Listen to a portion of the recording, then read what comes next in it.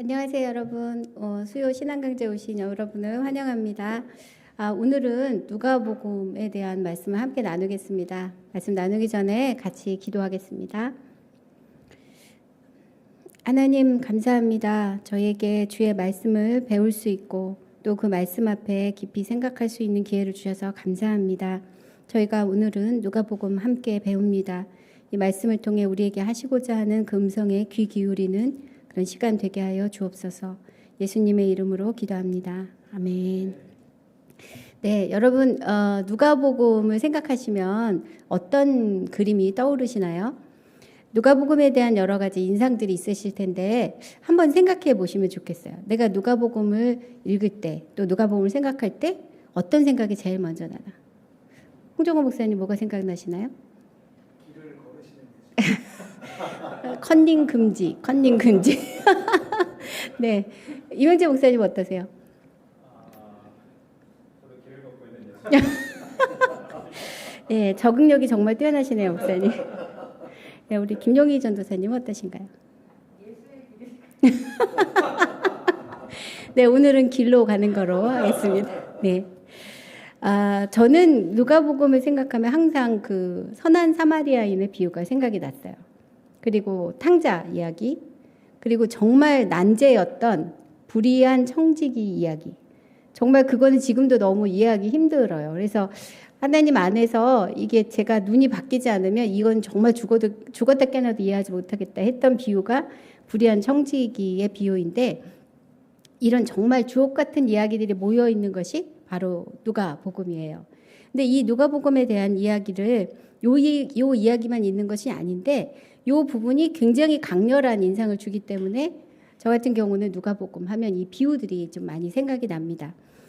이 강의를 준비하면서 다른 사람들은 이 누가복음에 대해서 어떻게 인상을 갖고 있을까라고 생각을 하다가 누가복음에 나오는 그림들을 한번 찾아봤어요. 그러니까 성화에 나오는 누가복음 이야기를 조금 이렇게 찾아봤는데 한번 같이 한번 볼까요? 네, 어서 많이 보던 그림이죠. 예, 라파엘로라는 화가가 그린 그림인데요. 성모와 아기 예수 그리고 세례 요한이 같이 있습니다. 이렇게 보시면 그 지금 엄마가 보고 있는 쪽, 마리아가 보고 있는 쪽 아기가 예수님이에요. 자, 그 다음에는 이것은 요셉과 마리아와 예수님의 그림인데요. 성 요셉 성당이라고 이스라엘에 있는 성당입니다. 그래서 보통은 마리아를 추모하는 그런 성당은 많은데 아버지 요셉을 기념하는 교회는 별로 없어요. 근데 거기에 있는 그림 중에 하나예요. 그래서 누가 예수님인지 아시겠죠? 머리에 이렇게 후광이 있는 그분이 바로 예수님이십니다. 예, 세 번째는 이 그림은 정말 너무 유명한 그림이죠. 렘브란트가 그린 탕자의 귀환이라는 그림인데요. 실제 이 장면, 여기서 우리가 지금 보고 있는 이 장면은 성경에 나오지 않아요. 성경에서는 아버지와 둘째 아들과 첫째 아들이 한 자리에 있었던 적이 없습니다. 그런데 렘브란트는 이 사람들을 한 그림 안에 넣어서 이야기를 정말 너무 잘 풀어냈어요. 그리고 헨리 나우엔이 이 그림을 보고 영감을 받아서 쓴 책도 있지요. 그리고 그 다음 그림을 보시면 예, 이 그림도 엄청 유명한 그림이죠.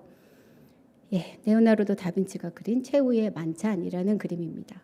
그래서 워낙 많은 패러디가 있었고요. 그리고 정말 유명한 그림인데 이 예수님 당시에 저렇게 식사를 했을까? 그건 아니죠. 정말 아닙니다. 저거는 그 당시 레오나르도 다빈치가 살았던 그 당시에 그 식탁의 자리를 이제 패러디해서 만든 그런 그림인데 굉장히 많은 그런 미술적인 감각이 있다고 그래요. 근데 그거를 저는 다 이해할 수 없고 또 설명할 수도 없습니다. 예, 아무튼 최후의 만찬 그림이 있고요. 예, 이거는 무엇인지 혹시 아실까요? 네, 천지창조의 마지막, 그럼 최후의 심판이겠죠. 천지창조가 있는 부분이 있고 이거는 최후의 심판의 부분입니다. 그래서 미켈란젤로가 그린 그림이에요. 예, 그리고 마지막, 자, 이 그림은 여러분 많이 보셨죠? 예, 이게 화가가 도대체 누구지? 그리고 한참 찾았어요. 로버트 준트라는 스위스 화가인데요. 이분이 그린 이제 웨이 투 엠마우스라는 그림입니다. 그래서 엠마오로 가는 두 제자를 그린 그림이에요. 지금 나온 이야기들은 다 누가복음에 나오는 얘기고요. 그 특별히 예수님의 어린 시절 그리고 세례 요한과의 이야기는 누가복음에만 나오는 이야기예요. 이런 이야기들을 통해서 우리에게 하시는 하나님의 음성이 또 있습니다. 죄송합니다. 자, 그럼 누가복음은 언제 어디서 기록되었을까? 이 부분 한번 생각해 보시면 제일 먼저 기록한 그 복음서는 마가복음이라고 말씀을 드렸어요. 그래서 예루살렘 성이 무너졌던 그 70년대 전후에서 기록되었다라고 학자들은 많이 생각을 하고 있는데 누가복음은 그때보다 한 20년쯤 후에 기록이 된 것으로 생각을 하고 있어요. 그리고 어디서 쓰여졌냐? 팔레스타인은 아닌 것 같다. 그러니까 예루살렘이 있는 그 근처는 아닌 것 같다라는 게 정설인데 구체적으로 어딘지는 잘 모른다. 그것이 이제 그 학자들의 합의 사항입니다. 이 책에 있어서 중요한 부분 중에 하나는 이 누가복음과 사도행전이 동시에 기록되어졌다는 거예요. 즉 한 저자가 이 두 책을 같은 시기에 한 호흡으로 기록했다라는 것이 이 누가복음과 이 사도행전을 대할 때 되게 중요한 부분 중에 하나입니다. 그래서 읽어보시면 이게 따로 떨어져 있어서 좀 다른 얘기인가라고 생각을 하시겠지만 실제로 누가복음에 나타나는 그 이야기 풀어가는 방식이 그대로 사도행전에도 나타나고 있어요. 그래서 이 두 책이 굉장히 닮았다라는 것을 알 수가 있는데요. 그럼 도대체 이 책을 누가 썼을까? 전통적으로는 의사 누가라고 생각합니다. 특히 사도행전 후반부에 보면 우리 본문이라는 것이 있어요. 우리는 뭐 배를 타고 어딜 지나서 이렇게 말하는 부분들이 있는데 이 두 책이 같은 사람에게 쓰여졌다면 여기서 우리라고 지칭하는 그 누가가 분명히 저자일 거다라고 생각을 하고 있습니다. 그러나 진짜인지 아닌지는 잘 몰라요. 왜냐하면 정말 증거가 많이 없어요. 그래서 다만 이 글을 쓴 이 저자는 굉장히 수준 높은 헬라어를 구사하는 사람이었고 그러니까 교육을 잘 받은 사람이었다는 거죠.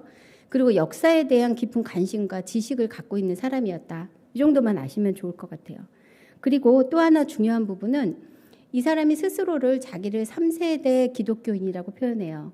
그 말은 무슨 뜻이냐면 1세대는 예수님과 직접 만나서 예수님께 직접 가르침을 받았던 제자 그룹, 그분들을 1세대라고 말할 수 있다면 이 사람의 증인들로부터 듣고 또 그 이야기를 기록했던 사람들을 2세대라고 할 수가 있어요. 그런데 이 누가복음을 기록한 이 저자는 본인은 그 사람들의 이후에 또 다른 이야기를 쓰려고 붓을 들었다라고 표현하고 있기 때문에 3세대라고 생각할 수 있다는 거죠.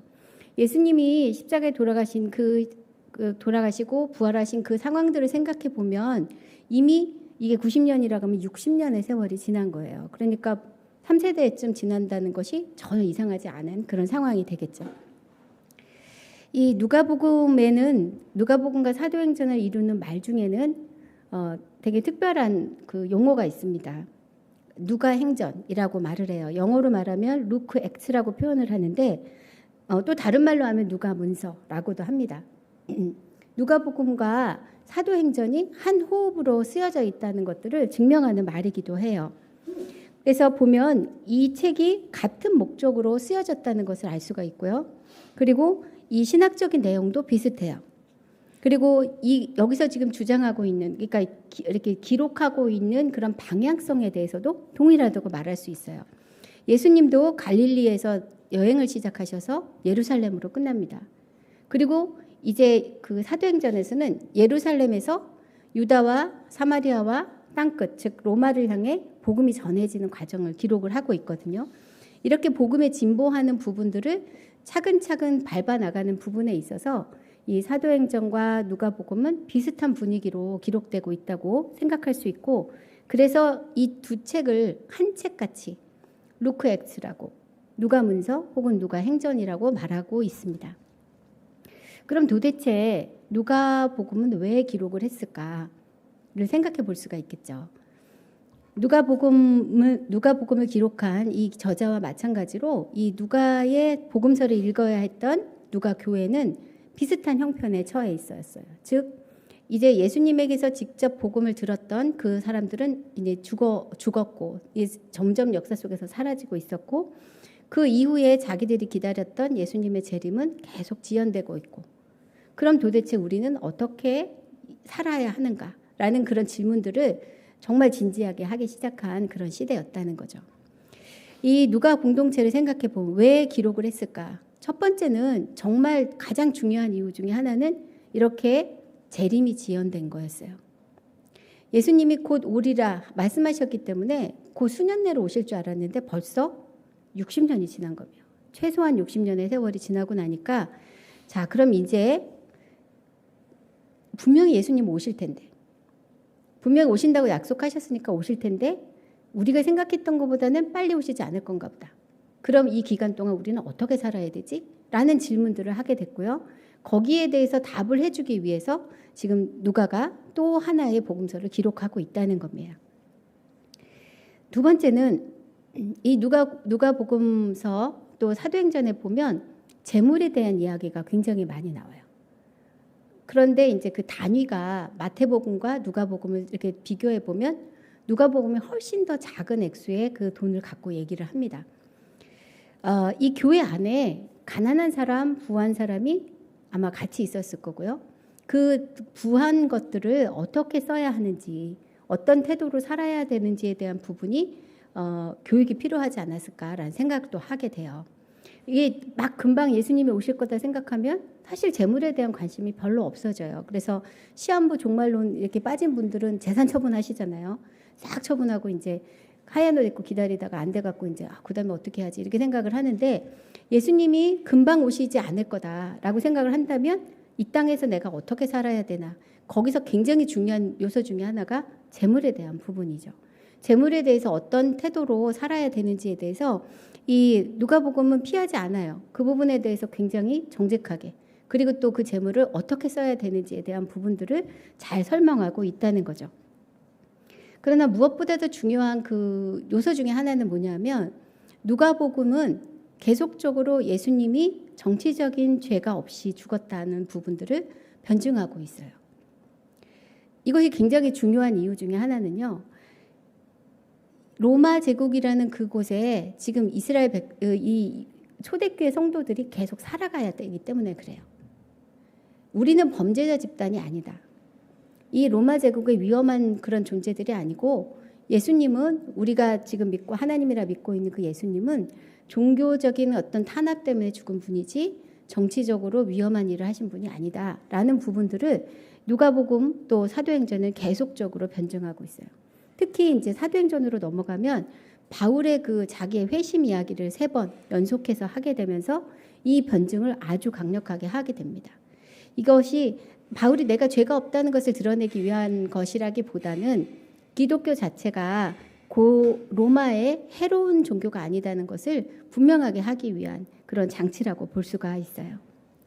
자, 그러면 이 누가복음서는 어떻게 기록되어 있는지 한번 보도록 하겠습니다. 전체가 24장으로 되어 있는데요.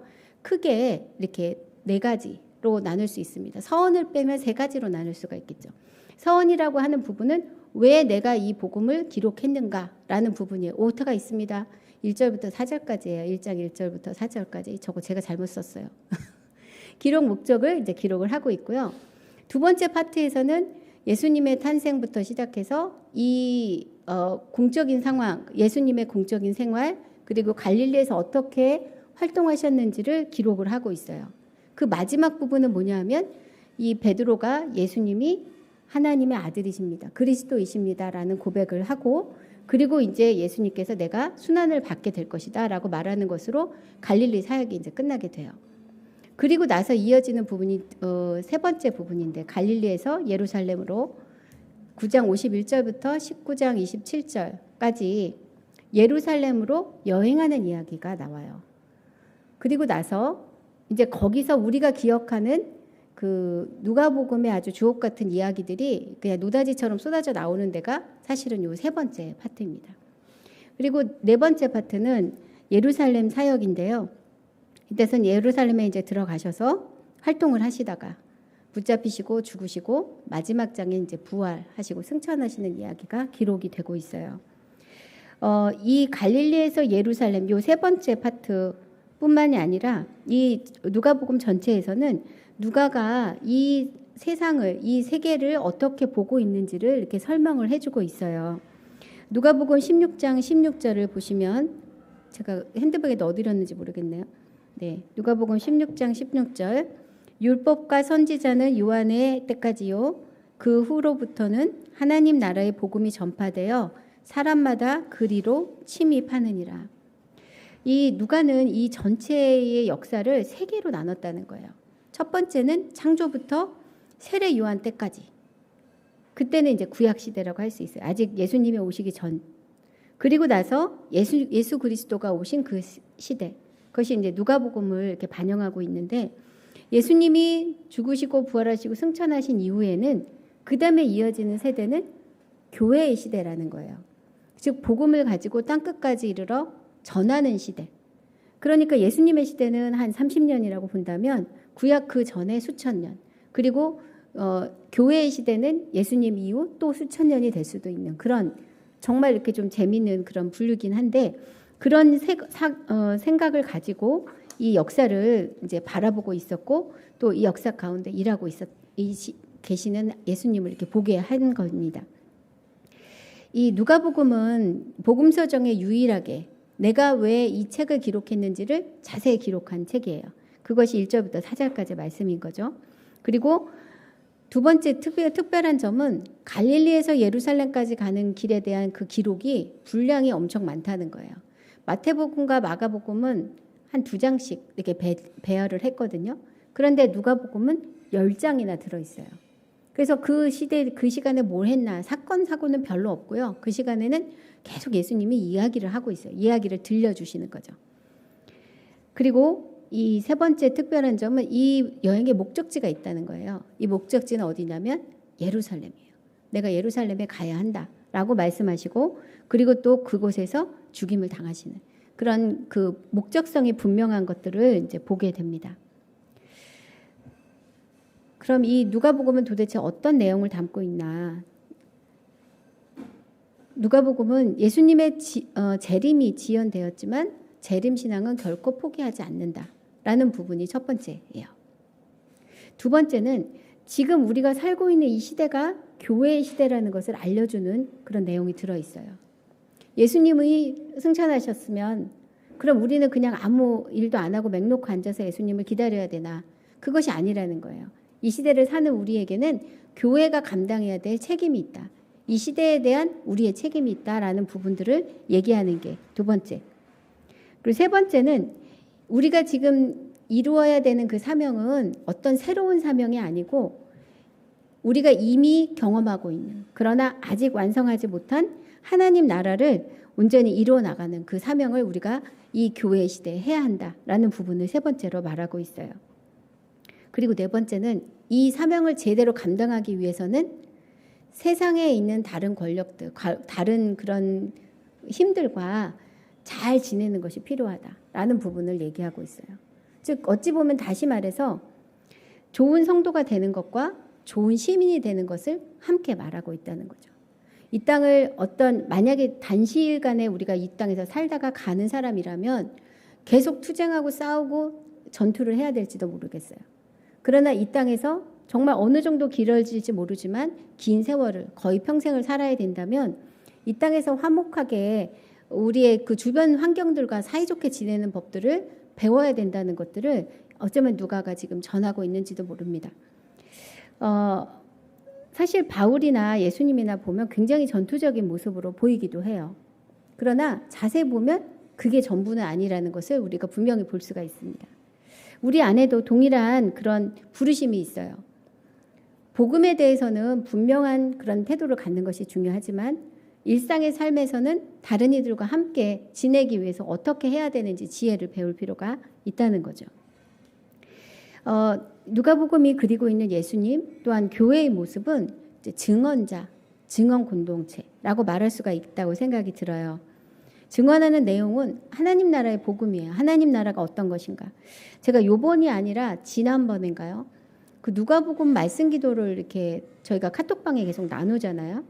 근데 누가복음을 그때 이제 24일 동안이죠. 24일 동안 말씀 묵상을 하면서 정말 너무 분명하게 이 누가복음이 굉장히 집중적으로 하나님 나라에 대해서 얘기하고 있구나라는 것들이 너무너무 많이 느껴져서 엄청 은혜를 받았던 기억이 있어요. 이게 그냥 읽을 때는 잘 모르는데 그것을 묵상하다 보면 초점이 너무 분명하게 하나님 나라로 보여져요. 그리고 그 하나님 나라는 이후에 우리가 갈 나라가 아니라 이 땅에서 지금 계속 경험해야 되는 하나님 나라로 그렇게 기록이 되고 있더라고요. 이 증언을 들어야 되는 사람들은 정말 이 세상에서 소외된 사람, 어려운 사람이에요. 그러나 이 모든 사람들은 이 복음에서 제외되지 않는데 자기 스스로 의롭다고 생각하는 사람들, 바리새인과 세리의 그 비유에 나왔던 바리새인처럼 자기가 의롭다고 생각하는 사람은 이 복음이 선포돼도 그 소리를 제대로 듣지도 또 전할 수도 없는 사람이라고 말하고 있죠.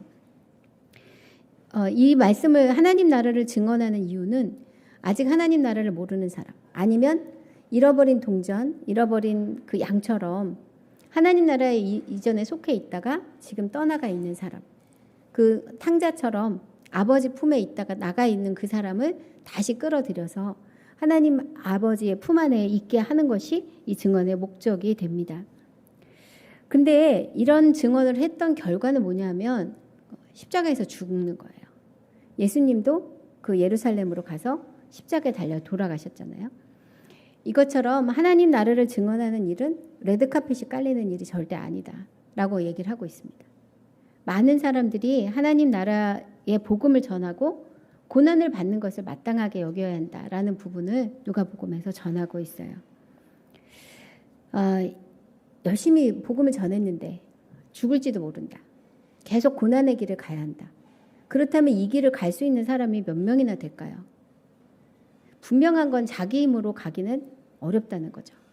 그래서 누가복음은 지속적으로 이 끝까지 갈 수 있는 힘을 받아야 된다고 얘기를 하는데요. 그것이 이제 두 가지입니다.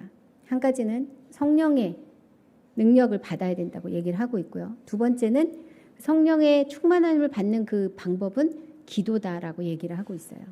그래서 아까 말씀드린 그 누가의 여행 이야기에서도 이야기가 한 10개 정도가 나오는데 그중에 한 2개, 3개는 기도에 대한 이야기를 하고 있어요.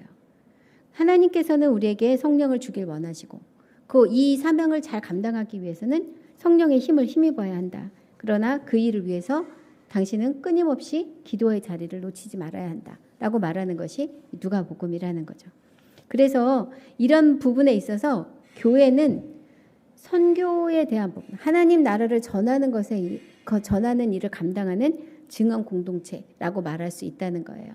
그래서 증언을 멈추면 교회가 아닌 거다라고 얘기를 하는 것이 누가복음의 교회입니다. 자, 근데 아까 제가 누가복음의 인상이 무엇이냐라고 어떤 인상을 갖고 있냐 물어봤을 때 길을 걷고 있는 예수님이라고 얘기를 하셨잖아요. 왜 그랬는지 물어봐도 될까요? 네. 제목을 이렇게 정했어요. 정해서 아마 그렇게 말씀을 하셨을 텐데, 아까 말씀드린 그 중간 부분, 누가의 특수 자료 또는 누가의 그 특수 이야기라고 말할 수가 있는데, 그 부분에 보면 예수님이 끊임없이 얘기를 하고 계세요. 그런데 그냥 한 자리에서 얘기를 하시는 게 아니라 마치 마태복음에서는 한 자리에 앉아서 예수님이 설교하시는 장면으로 나오잖아요. 그런데 누가복음에서 이 예수님은 계속 걷고 계시는 거예요. 걸으면서 얘기를 하세요. 근데 이 복음서에 보면 예수님의 그 이야기 형태가 한 3가지 정도가 나오거든요. 첫 번째는 예수님은 이야기를 하시는데 설교하세요. 설교. 마태복음에 이런 형태가 많이 나오죠.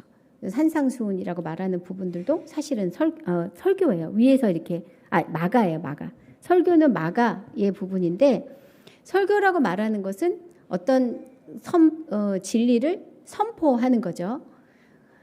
그래서 하나님이 지금 이곳에서 일하고 계십니다. 이 말씀을 듣는 당신들은 이 말씀에 반응하십시오. 라고 말하는 것이 이 선포예요. 그래서 우리가 보통 말하는 부흥사 목사님들, 목소리 크신 목사님들이 바로 이런 부분들을 우리에게 이제 제공하고 계시죠. 제가 어떤 분들이 맞을까 생각을 해봤더니 이찬수 목사님 또는 조정민 목사님, 굉장히 전투적으로 진리에 대해서 이렇게 확 밀어붙이는 말씀들 선포하시는 분들이 보통 이 예수님이 하셨던 이 설교 같은 그런 부분들을 전하는 분들이세요. 목소리가 약하다고 설교를 안 하시는 건 아니죠. 그러나 방식이 그렇다는 거예요. 간결하고 긴박한 언어. 지금 당장 이거 반응 안 하면 죽을 것 같지? 그렇게 말씀하시는 것을 이제 설교라고 말하는데 마가복음에서는 이렇게 설교하시는 예수님을 잘 표현하고 있어요. 또 다른 예수님의 말씀 중에 하나는 이제 가르침이라고 말할 수가 있는데 강의라고 말할 수도 있고 또 선포하는 말씀은 아니면 진리지만 그것을 알아듣기 쉽게 또 우리 삶 속에 적응할 수 있도록 이렇게 조금조금 말씀해 주시는 그 말씀을 가르침이라고 볼 수도 있는데요. 그러니까 듣는 말씀을 이렇게 들으면서 내가 빨리 반응해야 돼가 아니라 그 말씀이 도대체 무슨 뜻인지라고 생각할 수 있는 여지를 주는 그런 부분들을 이 가르침의 영역에 넣을 수 있지 않을까라고 생각이 들어요. 이 부분은 이제 마태복음에 많이 이렇게 등장을 하는데요. 설교라고 얘기를 하지만 실제로는 그 말씀을 들으면서 계속 생각을 하게 돼요. 이런 분들이 많이 있으시죠. 제가 좋아하는 분에는 이재철 목사님이 있어요. 굉장히 강렬하지만 들으면서 많이 생각하게 해요. 그리고 또 유기성 목사님이나 우리 두 분 목사님도 여기에 속하지 않을까라는 생각이 듭니다. 그런데 이 말씀을 통해서 우리의 삶 속에 하나님의 말씀을 어떻게 적용해야 되지라는 부분들을 깊이 생각하게 하는 그런 말씀들을 이제 가르침이라고 볼 수가 있는데요. 이것을 통해 이 훈련이 잘 된 분들은 말씀을 들었을 때 내 삶에 이것을 어떻게 적용해야 되는지를 빨리 배울 수가 있어요. 그래서 설교의 어떤 요소 중에 가르침의 요소 중에 말씀을 적용하는 것들을 잘 할 수 있도록 돕는 게 있다고 저는 생각이 드는데 예수님은 바로 이런 식으로 많은 비유들 또 많은 이야기들을 통해서 진리를 조금 더 소화하기 쉽도록 이렇게 녹여서 우리에게 제공하는 부분도 없지 않아 있었습니다. 근데 이 두 가지 언어는 사실 이 교회 공동체 안에서 많이 사용하는 언어예요. 그런데 이 누가복음 여기 특별히 여기 9장에서 19장까지 이 부분에서는 예수님은 설교하지도 않으시고요. 또 가르치지도 않으세요. 근데 요때 예수님 뭐 하시냐면 이야기를 해주세요. 근데 그 이야기는 얘들아 이게 이런 뜻이야. 이런 뜻이야. 너 이건 어떻게 생각하니? 라는 그 유의 대화라고 볼 수가 있다는 거죠. 그래서 이 복음서에는 마가복음에서는 설교하는 예수님이 나온다면 또 마태복음에서는 가르치는 예수님 그리고 이 누가복음에서는 대화하시는 예수님이 이제 그려지고 있다고 볼 수가 있는데요. 이 대화를 통해서 하나님의 그 진리를 가르쳐주는 사람이 누가 있을까라고 생각을 해봤어요. 나눔방 리더님들인 것 같아요. 우리가 지금 매일매일 만날 수 있는 믿음의 형제 자매들. 그분들과의 대화를 통해서 우리가 하나님이 우리에게 주시는 말씀이 무언지를 불현듯 깨닫게 되는 것. 그것이 지금 예수님이 이 갈릴리에서 예루살렘까지 가는 길을 통해서 보여주고 있는 부분이라는 거죠. 설교는 하나님께서 우리에게 직접 내려주시는 그런 말씀이에요. 그렇다면 가르침은 이 선포된 말씀이 우리 삶 속에 잘 스며들 수 있도록 어떤 조치를 취하는 것이에요. 그렇다면 대화는 전혀 예상치 못한 곳에서 하나님을 만나는 그런 방법이라고 볼 수도 있습니다. 사소하고 일상적인 생활. 그런데 어느 날 갑자기 하나님이 내 삶으로 확 밀려 들어오는 것들. 우리가 다른 분들과 이렇게 이야기하거나 전화하거나 또는 때로는 우리 아이들이 툭툭 던지는 말들이 굉장히 예언적인 말도 있잖아요. 그런 시간을 통해서 하나님이 여기 계시는 거구나라는 것을 깨닫게 하는 것. 그것이 바로 이 세 번째 예수님이 누가복음에서 요 특별한 요 자리에서 보여주는 그 대화라고 볼 수도 있어요. 자, 그러면 예루살렘으로 가는 길은 어떤 길이었는지 한번 볼까요? 제가 PPT를 한번 찾아봤는데 잘 보이시나 모르겠습니다. 제가 이 하는 게 좀 어려워서요. 저기 보시면 보라색 선이 보이시죠? 화살표가 있습니다. 화살표 위에는 이제 가버나움이고요. 북쪽에. 남쪽에 있는 화살표는 예루살렘을 가리키고 있어요. 여기를 갈 수 있는 여러 가지 길이 있지만 여기서 제가 보라색으로 표시한 길 있죠. 그 길은 이 이스라엘에 있는 산 꼭대기를 이렇게 지나서 오는 거예요. 산맥이죠. 그러니까 산맥의 능선을 따라서 쭉 내려오는 길이 이제 그 보라색 길이고요. 그리고 그 초록색 길이 있어요. 그 같은 자리에서 시작해서 예루살렘에 끝나는 그 초록색 길은 당시 그 사람들이 걸었던 그 유대인들이 걸었던 길이에요. 그 가운데 부분이 지금 제가 그 표시는 안 했는데 이렇게 꺾어져 있는 그 부분이 사마리아 지역인데요. 이 사마리아 지역을 유대인들은 통과하지 않았어요. 왜냐하면 안전하지 않았기 때문에.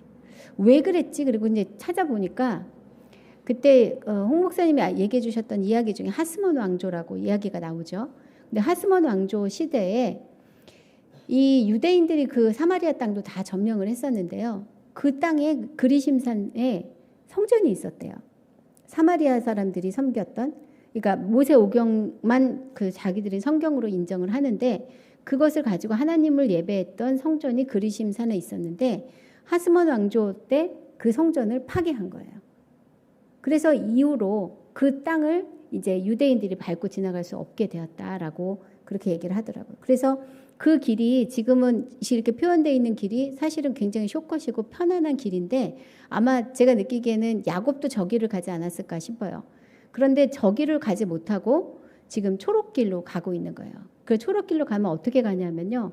가버나움에서 밑으로 쭉 내려왔다가 사마리아 경계에서 요단강을 건너요.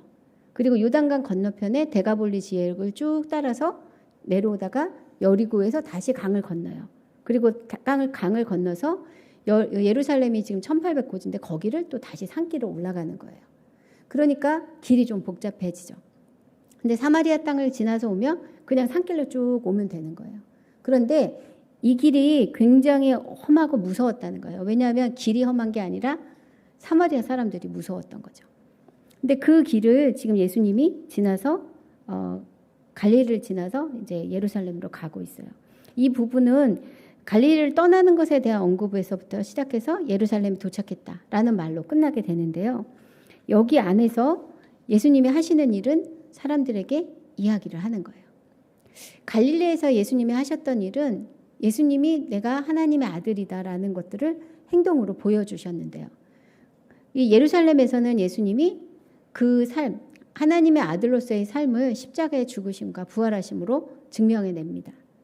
그런데 누가복음은 이 예수님이 자기가 하나님의 아들인 것을 증명한 그 일, 그리고 하나님의 아들로 죽는 그 일 사이에 10장을 배치를 해요. 24장 중에 10장을 이 가운데 배치를 한 거예요. 예수님이 자기의 메시아됨을 증명하기 위해서 했던 일은 거기에는 어떤 큰 일이 없어요. 아까 말씀드린 것처럼 이야기만 하고 계세요. 그런데 이 일을 왜 이렇게 하셨을까? 이 길은 한 100km에서 150km 정도 되는데요. 그러니까 닷새에서 그러니까 3일에서 5일 정도 부지런히 가면 갈 수 있는 길이라고 얘기를 해요. 그런데 마태나 마가는 이것을 2장에 기록하고 있고 이 누가는 10장에 기록을 하고 있다면 그 내용에 주목해 보는 게 맞겠지 싶습니다. 이 길을 걸으며 했던 일은 예수님이 제자들과 이야기를 한 거예요. 10가지 비유가 있고요. 여러 가지 그 상황에 대해서 얘기를 합니다. 상황이 아니라 사실은 이야기를 나눠요. 근데 이 일의 목적은 이 길을 걸어야 되는 이 제자들 때문이었다는 거예요. 이제 예수님이 예루살렘에 도착하시면 곧 일주일 내로 고난을 당하시고 죽게 됩니다. 그리고 예수님이 다시 살아나시겠지만 그리고 하늘에 올라가시게 되겠죠. 그럼 그 이후에 긴 시간 동안 예수님이 다시 오시는 그 시간 동안 이 제자들은 그 땅에서 예수님의 사람으로 살아야 되는 거예요. 예수님의 사람으로 사는 게 어떤 건지에 대해서 예수님이 이때 길을 가면서 이 사람들이 알건 모르건 간에 제자 훈련을 하신 거죠. 저는 이 책을 읽으면서 그 생각이 들었어요. 예수님이 제자들의 제자 훈련을 이곳에서 하셨구나. 누가가 그리고 있는 제자들의 제자 훈련 현장이 바로 여기구나 라는 것들을 좀 깨닫게 되었습니다. 우리가 지금 살아가는 심령도 똑같아요. 우리가 예수님을 만나고 변화를 경험합니다. 그리고 예수님이 오셔서 우리가 예수님과 이렇게 합치되는 그 예수님 하나님의 나라에 가는 그 시기가 분명히 와요. 그런데 문제는 그 사이인 거죠. 마태와 마가는 그 시기에 대해서 별로 중요하게 생각하지 않아요. 길게 설명하지 않았어요. 그러나 이 누가는 이 시기가 어느 때보다도 중요하다라는 것을 절감하고 있었고 그 시대에 우리는 어떻게 살아야 되는지에 대한 부분들을 설명해 주고 있는 거예요.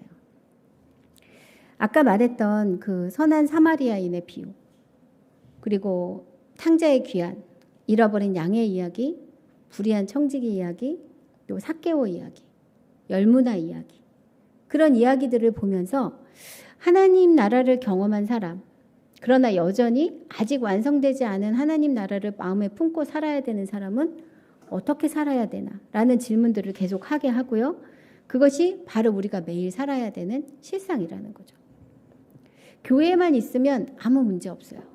만약에 우리의 삶의 터전이 교회만이라면 이것에 대해서 굳이 배울 필요가 없다는 거죠. 그러나 실제로 우리는 세상에 나가서 살아요. 지금 당장 제가 선목에 있을 때는 잘 몰랐는데 선목에서는 사택이 그 교회에 있잖아요. 그래서 이렇게 눈을 뜨고 만나는 거의 모든 사람들이 다 성도였어요.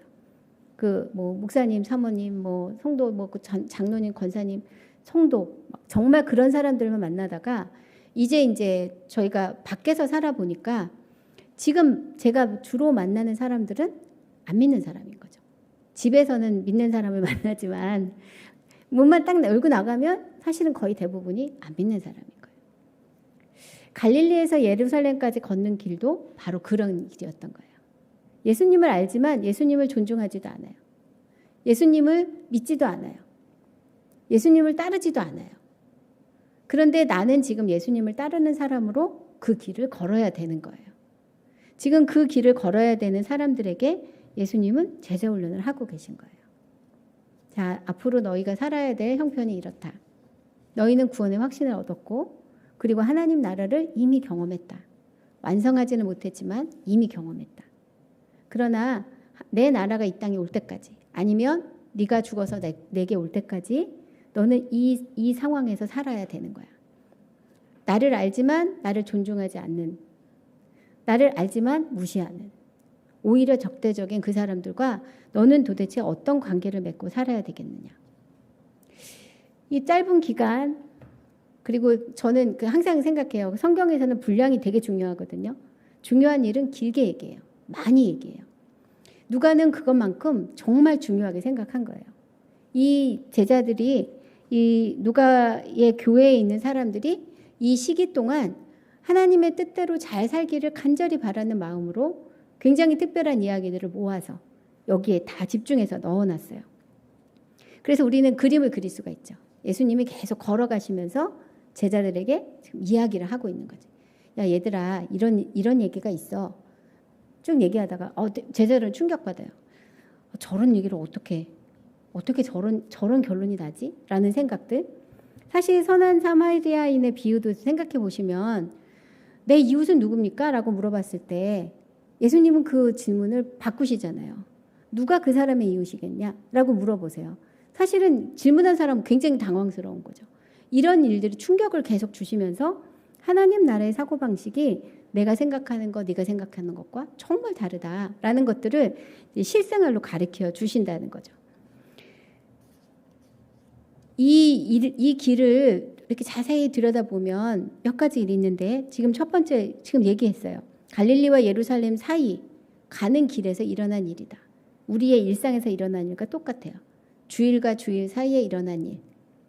여기서 정말 뜨겁게 예배하고 집에 갔는데 집에 가는 길부터 짜증나고 힘들고 도전하는 사람들하고 뒤집어지고 자처지고 그래서 만신창이가 돼서 또 다시 주일에 오고 그런 부분이 사실은 지금 사마리아 그 땅을 밟고 있는 제자들에게 일어나는 일일 수도 있다는 거죠.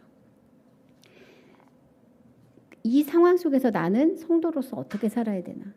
한 번이라도 생각해 볼 수 있으면 그 사람 진짜 행복한 사람이에요. 그런 의미에서 24시간 예수님과 동행하자. 예수 동행 운동은 이 누가복음에 정말 딱 맞는 이런 컨셉을 가지고 있는 그런 운동이 아닐까라는 생각을 좀 하게 됐어요. 그런 생각으로 만든 것은 아니겠지만 요 사이에 이미와 아직 사이에 그 긴장감 속에 살고 있는 성도들에게 굉장히 일깨워주는 그 메시지가 많은 운동이 될 수 있다고 생각이 듭니다. 이 부분에서는 많은 비유들이 나와요. 아까 말한 것처럼 10개의 새로운 비유들이 나오는데 여기에 보면 이제 파라볼이라고 하죠. 이 비유라는 말을. 그런데 그것이 두 가지 말로 되어 있어요. 파라라는 말과 볼레라는 말이 있는데요. 그 파라라는 말은 곁에, 볼레는 던져졌다라는 뜻이래요. 그러면 이거죠. 갑자기 이렇게 가고 있는데 뭐가 띠리릭 굴러서 제 앞에 뚝 떨어져요. 그럼 이게 뭐지? 이렇게 쳐다보는 거. 그게 바로 비유라는 거예요. 아이들이 이렇게 가다 보면 밤송이가 띡 떨어지면 이게 뭐지? 이렇게 쳐다보는 그거. 그게 바로 이제 비유라는 건데 이 비유는 존 도미닉 크로산이라는 분은 비유는 우리 발밑에 땅을 갈라지게 하는 지진이다라고 얘기를 했대요. 이 말은 생각지도 못하는데 폭발력이 엄청난 것. 제대로 알아들으면 폭발력이 대단한 것이 바로 이거라는 거죠. 케네스 베일리라는 학자가 있어요. 이 책을 권하고 싶은데 좀 어렵더라고요. 그래서 다 읽으시라고 말씀은 못 드리겠는데 제가 이분 책을 읽으면서 굉장히 충격을 받았던 게 우리가 정말 그냥 단순하게 넘어가는 그 비유들 안에 얼마나 많은 문화적인 코드가 있는지를 깨닫게 해준 거예요. 그리고 그것을 제대로 깨달으면 우리가 지금 생각하는 강도 10 정도의 그 비유들이 실제로는 100, 200의 강도로 우리 안에 다가온다는 것을 깨닫게 해준 굉장히 좋은 책이더라고요. 그래서 혹시 보실 수 있으면 보시면 좋아요. 근데 머리를 쥐어뜯으면서 보실 거예요. 너무 어려워요. 진짜 어려워요. 근데 어려운데 어려운 부분은 다 넘어가고 알아들을 수 있는 것만 읽어도 굉장히 도움이 되는 그런 책이었었어요. 정말 계속 우리 안에 있었지만 우리 옆에 있었지만 그 뜻을 알지 못했던 것들. 그런데 그것을 깨닫고 나면 천지개벽하는 그런 역사들이 있는 것. 그것을 깨닫게 해주는 게 비유라는 거고요. 그리고 어떨 때는 그 의미를 이해하지 못해서 잘 몰랐던 거. 그런데 나중에 그걸 깨닫고 보니까 엄청난 거였다. 이런 것들이 바로 비유 안에 들어있다는 거죠. 제가 아까 불의한 청지기는 정말 이해가 안 간다. 이렇게 말씀을 드렸어요. 정말 그것도 머리를 쥐어뜯으면서 맨날 말씀기도 그거 나오면 진짜 너무 힘들거든요. 어떻게 해야 되나 막 이런 고민을 했었는데 그 케네스 베일리 책에 그 얘기가 나와요. 이 불의한 청지기의 그 이해할 수 있는 초점은 한 가지밖에 없다. 주인의 너그러움, 주인의 그 극률함에 대한 그 믿음이 있었기 때문에 이 청지기가 이런 일을 벌인 거다. 만약에 그것을 이해할 수 없다면 이 비유는 절대 이해할 수 없다. 이렇게 얘기를 하거든요. 근데 그렇게 내가 이해하지 못해서 그냥 넘겼던 것들이 중요한 것을 깨닫게 해주는 거. 그게 바로 이 비유예요. 그런데 거기에 지금 우리가 누가의 그 가운데 부분에 그런 것들이 지금 막 엄청나게 포진해 있는 상황이라는 거죠. 그리고 이런 이야기들을 굉장히 느슨하게 얘기를 해요. 아주 편안한 이야기로 해요. 우리가 막 이렇게 막 불이 났잖아요. 그럼 여러분 어떻게 하겠어요? 불 났는데 불이 났구나 이렇게 말하는 사람 없어요. 부랴부랴 소리 지르죠. 어떤 급박한 일이 생겼다 싶으면 우리의 목소리 톤이 높아지고 또 커지고 하는 게 정상인데요. 예수님은 하나님 나라에 대한 이야기를 하시면서 그리고 또 그것이 그들에게 정말 급박한 일인 걸 아시면서도 그 일을 전혀 소리내서 크게 얘기하지 않으시고 조근조근 얘기하신다는 거예요. 제가 도대체 이게 뭐지? 그런 생각을 했었는데 어제 제가 그 오은영 박사 그분의 그 짤을 잠깐 이렇게 봤어요. 그 강의를 좀 들었는데 거기에 그런 얘기가 나오더라고요. 자녀 교육에 있어서 너무 비장해지지 말라. 그렇게 얘기를 하세요. 그래서 이게 무슨 소린가? 그 아이의 그 일이 지금 내가 막 당장 무언가를 결단해야 되고 뭘 해야 되고 막 그렇게 안달복달 하게 되면 그게 오히려 아이한테 해가 될 수도 있다 이런 얘기를 하더라고요. 근데 그 이야기가 정말 절묘하게 저는 누가복음에 이제 적용이 됐어요. 지금 누가가 얘기하고 있는 그 덜 직접적 여유로운 그 언어는 오히려 그 사람들로 하여금 그 상황에 더 집중하게 만든다는 것을 좀 느끼게 된 거예요. 아이들 같은 경우도 자기가 스스로 깨닫지 않으면 바꾸기가 되게 힘들어요. 강제적으로 바꿔놔도 나중에 크고 그 강제력이 이제 더 이상 소용이 없어지면 자기 자리로 돌아가잖아요. 그런데 자기가 깨달은 것, 자기가 옳다고 생각한 그 부분에 있어서는 결단할 수가 있어요. 예수님도 이 대화하는 과정 중에 이 제자들에게 요구했던 것이 바로 그런 게 아닐까라는 생각이 들어요. 정말 급박한 거야. 그러나 그 일에 대해서는 내가 너한테 맡겼어. 네가 생각해보고 네가 결정해. 그러나 이 많은 일들을 내가 너한테 지금 얘기하고 있잖아.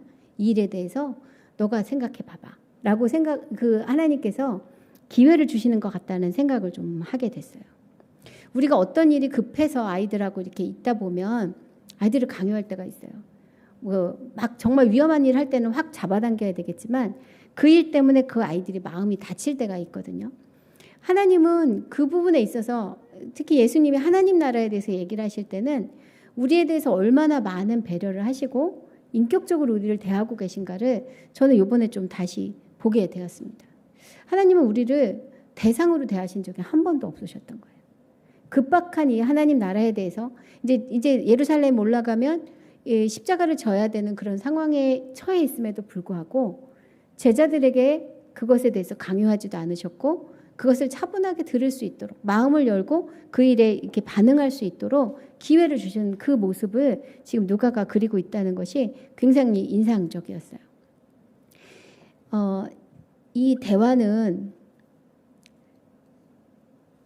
말에는 또 하나의 어떤 비밀 같은 게 숨겨져 있는데요. 대화가 되려면 사실 눈높이가 돼야 돼요. 그 사람이 알아들을 수 있는 이야기로 해야 된다는 거죠. 우리가 아이들하고 얘기할 때 이렇게 키를 낮추고 아이의 눈을 보고 그리고 아이가 알아들을 수 있는지 얘가 지금 이 말을 알아듣나라는 것을 이렇게 살펴보면서 말을 할 때 이 아이가 존중받는다는 생각을 하잖아요. 우리가 하나님 나라에 대해서 얘기를 할 때도 이 하나님에 대한 전혀 전제가 없거나 하나님께 그런 존중함이 없는 사람들하고 대화를 나눌 때도 똑같은 태도가 필요하다는 것을 좀 깨닫게 됩니다. 눈높이를 낮추고요. 그 사람들의 눈을 맞추고 그 사람들이 쓰는 말로 하나님의 이야기를 하는 것. 지금 누가가 그 얘기를 해주고 있는 거예요. 눈높이를 낮춘다는 것은 그들이 알아듣는 얘기를 하는 거예요. 많은 분들이 교회에 처음에 오셨을 때 힘들어 하시는 게 분명히 한국말을 하는데 하나도 못 알아듣겠다. 이렇게 얘기를 하세요. 근데 그거는 그분들의 탓이 아니라 사실은 우리가 우리 용어에 너무 익숙해서 굉장히 특별한 용어들을 사용하고 있다는 것을 모르고 있다는 거죠. 우리 일상생활에서 쓰는 말들 그리고 또 그 언어 체계를 통해서 우리의 믿음이 사실은 드러나요. 믿는 사람들끼리의 대화가 아니라 믿지 않는 사람과 우리가 대화하는 모습을 통해서 우리가 가지고 있는 믿음이 드러나 보인다는 거죠. 저는 아들이 둘이 있는데요. 특히 둘째 아들이 저에게 정말 믿음의 도전을 많이 했어요.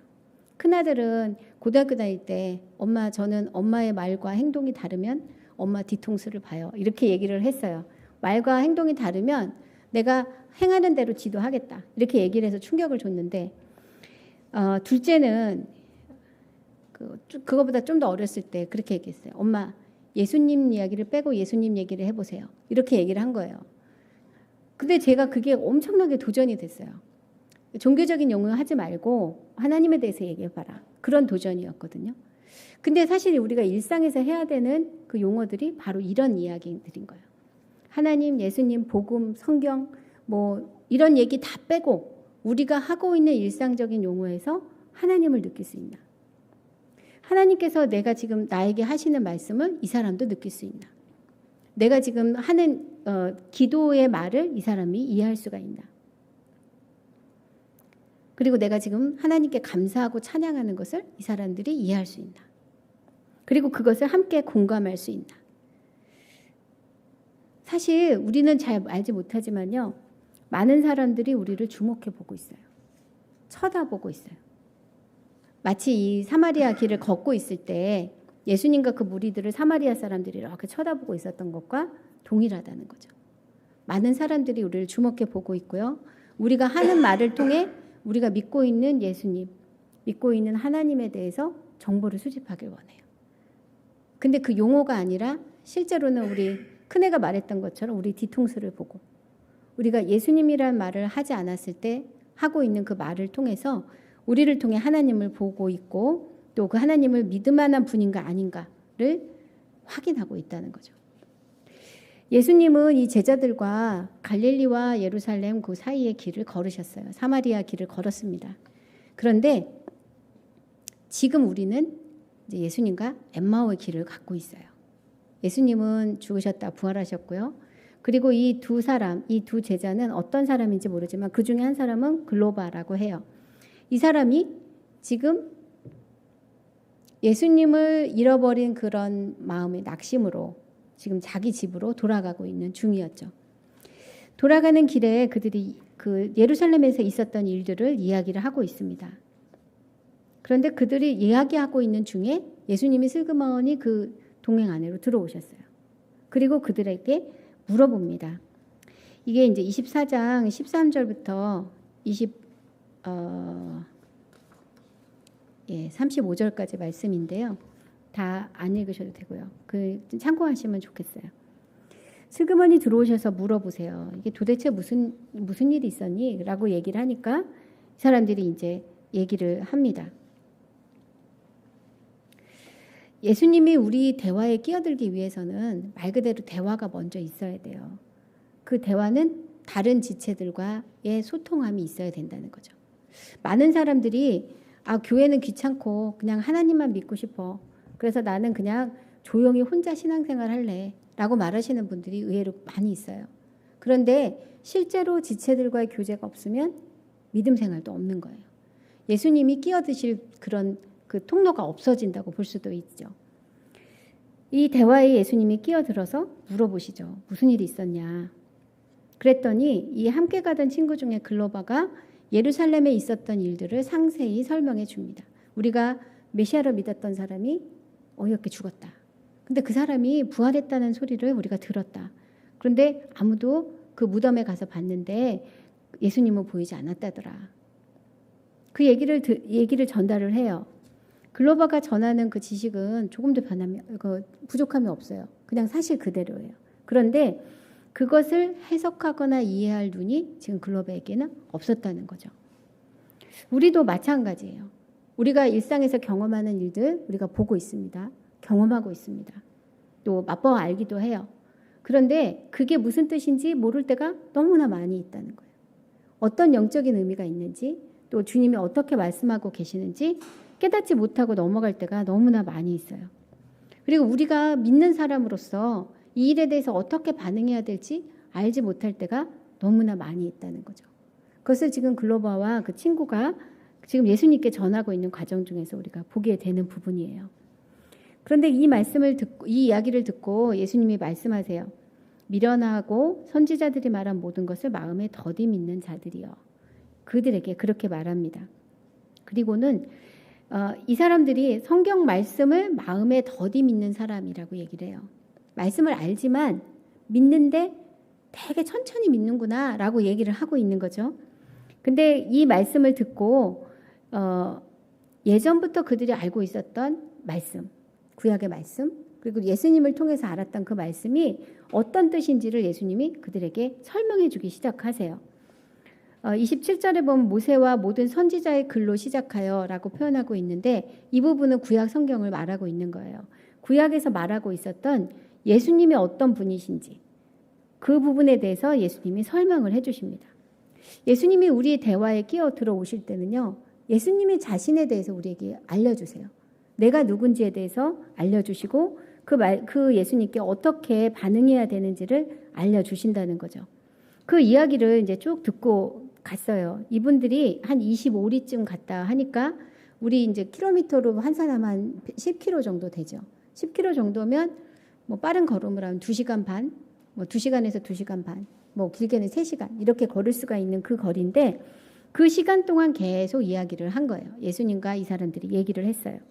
그러다가 그들이 가고자 하는 곳에 다 가까이 왔는데 예수님은 계속 쭉 지나가려고 하는 것처럼 하니까 들어가서 우리랑 같이 유숙하십시다 라고 예수님을 초대를 하죠. 왜 초대를 했을까요? 간단하죠. 더 얘기를 듣고 싶었을 거예요. 우리도 어떨 때 보면 그 어떤 사람과 계속 더 많이 얘기하고 싶을 때가 있잖아요. 지금 예수님께 대하여 그 두 친구가 동일한 마음을 갖고 있었던 거죠. 그리고 예수님이 그 자리에 초대에 응해 주셨어요. 저는 이 부분을 보면서도 그 생각했어요. 예수님은 잔치를 좋아하셔. 먹는 거를 좋아하시고 탐하신다 그랬어. 그 생각이 들었어요. 예수님은 초대하는 사람에게 거절하지 않으세요. 초대를 하지 않으니까 못 오시는 거예요. 그런데 예수님 이곳에 와주세요. 저희와 함께 해주세요. 라고 얘기할 때 예수님 거절하시는 법이 없어요. 그리고 딱 오셔갖고 손님으로 오신 건데 주인 행세를 하세요. 30절부터 31절 보면 떡을 떼고 음식을 나눠주는 건 사실 주인이 하는 거거든요. 그런데 지금 예수님이 손님으로 들어가셔서 그것을 떼어주고 지금 밥을 먹고 있는 거예요. 30절에 보면 떡을 가지사 축사하시고 떼어 그들에게 주시니, 이 말씀이 마치 성만찬 마지막에 만찬을 했을 때 그런 분위기를 연상케 합니다. 그리고 그것을 받아 먹었을 때 이들이 눈이 열렸다고 얘기를 해요. 눈이 열려서 그들과 예수님이 함께 했다는 것을 깨닫게 되고, 그리고 그것을 깨닫는 순간에 예수님이 사라지셨어요. 예수님이 이들에게 와서 한 것은 더 깊은 강의 설교하신 게 아니에요. 같이 밥 먹고요. 또 이야기를 나눴겠죠. 어찌 보면 믿음을 가르치고 전수하기 위해서 해야 될 그 일이 요거 딱 두 가지뿐인 것 같다는 생각이 들어요. 대화를 나누는 거, 그리고 함께 밥 먹는 거. 우리가 지금 아이들하고 또 우리 매일 같이 밥 먹는 어떤 공동체가 있다면 거기야말로 제대로 믿음을 전수할 수 있는 유일한 곳일지도 모르겠어요. 어떤 다른 세팅을 만들려고 하는 게 오히려 더 힘들 수도 있어요. 같이 밥을 먹을 때 우리 무장해제 되잖아요. 그리고 우리 안에 있는 것들이 다 드러납니다. 그리고 실제로 밥을 먹어서 배가 부르면 기분도 좋아져요. 기분이 좋아졌을 때 하나님의 말씀도 아까처럼 일상의 대화로 예수님이란 얘기를 안 하면서도 예수님의 이야기를 함께 나눌 수가 있고, 그리고 그 전에 배웠던 이야기들을 함께 나누면서 실제로 하나가 되는 것을 경험할 수가 있게 됩니다. 이 말씀을 이제 그것을 경험하고 32절에 이 제자들이 얘기합니다. 그들이 서로 말하되 길에서 우리에게 말씀하시고 우리에게 성경을 풀어주실 때에 우리 속에서 마음이 뜨겁지 아니하더냐. 그리고는 그들이 다시 자기가 떠났던 그 예루살렘으로 돌아갑니다. 예루살렘에 있는 것이 불안했기 때문에 분명히 집으로 왔을 거예요. 그런데 그 말씀을 듣고 마음이 뜨거워지니까 다시 예루살렘으로 돌아가는 역사가 있었습니다. 길을 걷고 있는 예수님은 아까 갈릴리에서 예루살렘으로 걸으셨던 예수님도 있지만요. 저는 이 두 번째 엠마오로 가는 예수님이 우리에게 주시는 의미가 정말 크다고 생각합니다. 예수님은 한 번도 우리를 떠나신 적이 없어요. 그런데 특별히 다른 지체들과 함께 걷고 있을 때, 그리고 그들과 함께 하나님의 이야기를 나눌 때 주님은 반드시 그곳에 계시고요. 그곳에서 하나님의 말씀을 깨닫게 해주시고 우리가 성도로서 어떻게 살아야 되는지를 정말 자세하고 분명하게 가르쳐 주십니다. 그런 의미에서 저는 우리 교회에 있는 나눔방 교회들이 너무 귀하다 생각해요. 이 나눔방 교회를 위해 수고하고 계시는 정말 많은 분들께 정말 진심으로 감사하고, 그리고 이제 그것이야말로 하나님이 정말 기뻐하시는 일을 계속해 나가는 원동력이 될 거다라는 생각이 듭니다. 주님은 지금도 우리와 함께 걷고 계세요. 그리고 이제 우리가 가는 길에 오셨을 뿐만이 아니라 이후에 이제 사도행전 이후에 넘어가게 되면 예수님이 가시는 길에 우리가 동참하게 됩니다. 예수님이 우리에게 이렇게 인볼브 되는 것도 정말 행복하고 감사한 일이지만 예수님이 가시는 길에 우리가 동행하는 것, 이것은 더 크고 놀라운 일을 일으키는 일인 거죠. 이 길을 걷고 계신 예수님께서 우리를 오늘도 초대하고 계세요. 그리고 초대받기를 원하세요. 아까도 말씀드린 것처럼 예수님은 잔치를 좋아하세요. 사귐의 자리를 좋아하세요. 그곳에 예수님 이곳에 오세요. 초대했을 때 예수님이 기쁘게 오실 것이고, 그리고 그 모임을 주도하실 것이고, 아까 손님으로 가셨는데 주인 행세하신다 그랬잖아요. 그렇게 주인도 되시고, 그리고 우리가 이제 어디로 가야 할지에 대해서도 방향도 알려주시는 분이세요. 그 길이라고 말할 때는 way라고 말을 하죠. 도라고 합니다. 길 도자 쓰잖아요. 그 도는 도리이기도 해요. 예수님 자체가 우리가 어디로 가야 하는지, 어떻게 가야 하는지 정말 분명하게 알려주시는 분이시고, 그것이 진짜 행복한 것을 분명하게 알려주시는 분이십니다. 지금 이제 마태복음 통독 스케줄 다 끝나셨고 이제 마가복음 들어가실 텐데 이후에 누가복음을 읽으실 때 이것을 쭉 기억하실 수 있기를 바랍니다. 주님과 함께 행복한 동행, 행복한 길 가시는 여러분이 되시기를 기도합니다. 예, 우리 같이 기도하겠습니다. 하나님 감사합니다. 저희가 주님과 행복한 동행합니다. 갈릴리에서 예루살렘까지도 주님과 함께하고 또 엠마오까지도 주님과 함께합니다. 또 이후로는 주님께서 이끄시는 대로 순종하여 주님이 주시는 그 길을 가겠습니다. 매 순간 행복한 동행 되게 해주시고 흔들림 없이 또한 마음에 거리낌 없이 주님과 함께 가는 그 순간순간을 매일 누리고 즐기고 감사하게 하여 주옵소서. 우리에게 누가복음 주심을 감사드리며 예수님의 이름으로 기도합니다. 아멘.